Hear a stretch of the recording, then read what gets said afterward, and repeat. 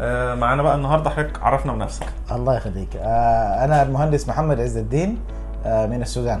اهلا وسهلا بحضرتك. الله يسلمك. يعني ممكن تشرح لنا كده حضرتك كنت جاي الاول كانت والله مشكلتك؟ حقيقة أنا جيت أعمل تشيك أو فحص للنظر، لأنه كنت بشتكي من يعني شوية غباش كده في النظر، يعني الرؤية مش واضحة بالنسبة لي. وصراحة أنا بفتكر إنه أنا كنت محظوظ، جيت المحل الصحيح يعني. قابلت الدكتور كريم وسمعته سابقة وسمعت عنه أنا من السودان حقيقة. عملنا الفحص وهو طمني خالص وحتى قال ممكن ننتظر يعني شويه، لكن لانه كنت بتضايق في النظر في الظهر كده. فعموما اتوكلنا وعملنا عمليه المويه البيضاء في العين اليمين. قبل العمليه بقى كنت يعني شعورك ايه اصلا قبل ما كنت عايز تعمل العمليه؟ يعني كنت موضوع العمليه ده اخر يعني في شغل، حتى في شغلي انا دخرت في حاجه كثيره اخرتها. لما جيت اعمل العمليه صراحه اطمنت في المقابله الاولى والثانيه. كنت خايف شويه صراحه خايف صراحه خايف. دكتور كريم والتيم بتاعه يعني ما ننسى فضل منا برضه الحمد لله بناتنا الحلوات يعني. طمنت وتوكلت على ربنا وعملت العمليه الاولى الحمد لله.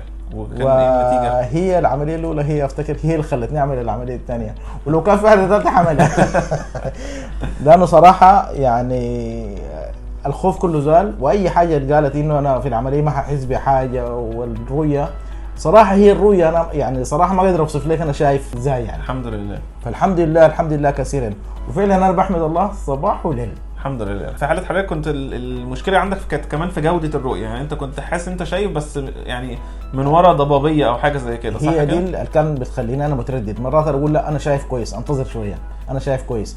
لكن هي الضبابيه اللي خلتني انا بكون تعبان، خاصه في الظهر وفي المكتب وفي الكمبيوتر وفي كده. تمام. فكنت بغالط نفسي مره انا شايف كويس، مره لا مش قادر تحلف انه مش قادر احلف انه عندي مشكله. مرات بقول لا انا نظري كويس. ايوه. لكن صراحه ما في مقارنه بين الوضع الحسي والحمد لله. والتحسن حصل حسيت من امتى بعد العمليه؟ العمليه من ثاني يوم انا فكيت اللصقه لقيت نفسي يعني شايف صراحه 6/6. الحمد لله. يعني الحمد لله.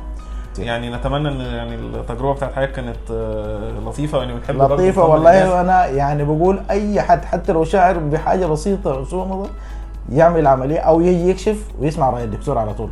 صح ده حقيقي. وما يهربش يعني احنا كنا بنهرب صراحه يعني. الفضل لله في الاول واخويا وابني الدكتور كريم صراحه يعني انا يعني انا صراحه ما حاسس ان انا جيت لدكتور، يعني الواحد بحب كلمه دكتور دي يعني. فانا جيت يعني لابني وبنصح فيني يعني. لقيت الموضوع سهل جدا والله العظيم. الحمد لله الحمد لله. شكرا جزيلا شكرا جزيلا.